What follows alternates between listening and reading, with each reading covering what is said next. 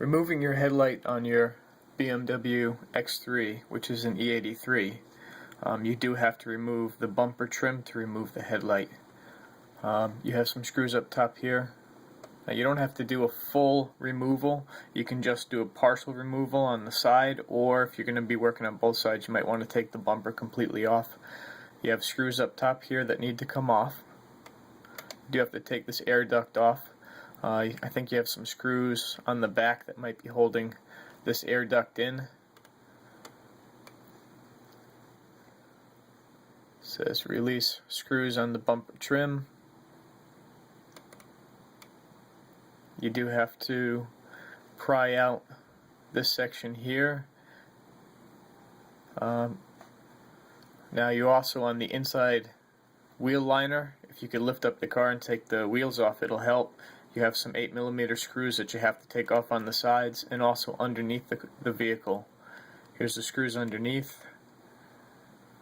This is in the wheel liner. So this is a bit of a process. This is going to be the 8mm. You might have a plastic 10mm that you have to remove as well.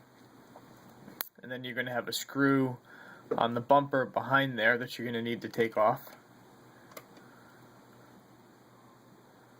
Usually you can just finagle this out, you don't need a trim tool. If you do have headlight washer, you do have to disconnect the headlight washer. You're going to lose all of your fluid, just keep that in mind in case you want to catch it.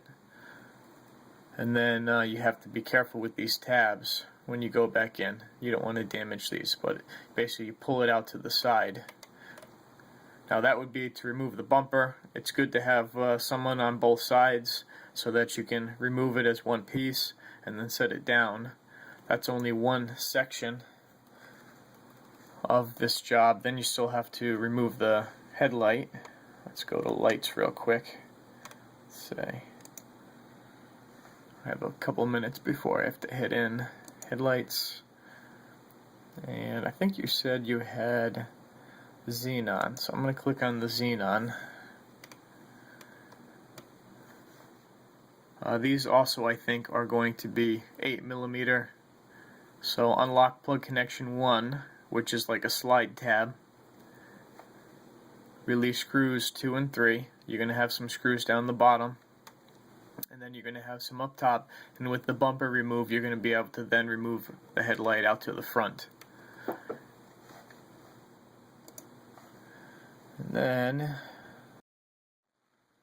then these are for the light bulbs themselves.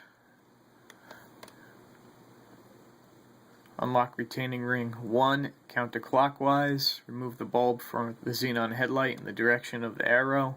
This is actually a real pain to put back together sometimes, so just you might want to take a picture of it before you take it completely apart. Installation: insert the bulb for the xenon headlight exactly into the headlight. Observe the top marking. Fit the retaining ring on the headlight in such a way that apertures slide over the fixtures for the ignition unit. And that would be for xenon bulb. And let's see, side marker lamp, front left. If you have this style. Now make sure that these caps are sealed correctly. If you have any cap that's cracked or broken, you're going to need to replace it. If you get water inside of your headlight, I've seen this happen quite often from a bulb replacement, then you can actually damage your xenon control unit or your stepper motor controller for your active headlight, and a inexpensive bulb replacement can turn into a $1,000 repair very, very quickly. So keep that in mind. That's a light bulb for left to rear light. And this is another shot of the headlight.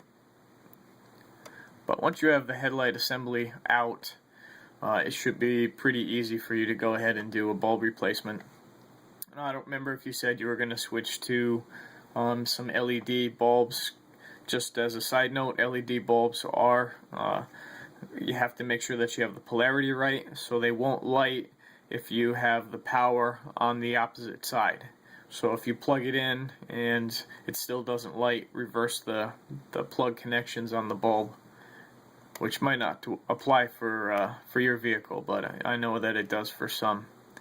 And I have another video for replacing bulbs with an LED light, and polarity made a big difference on that one. I hope this helps.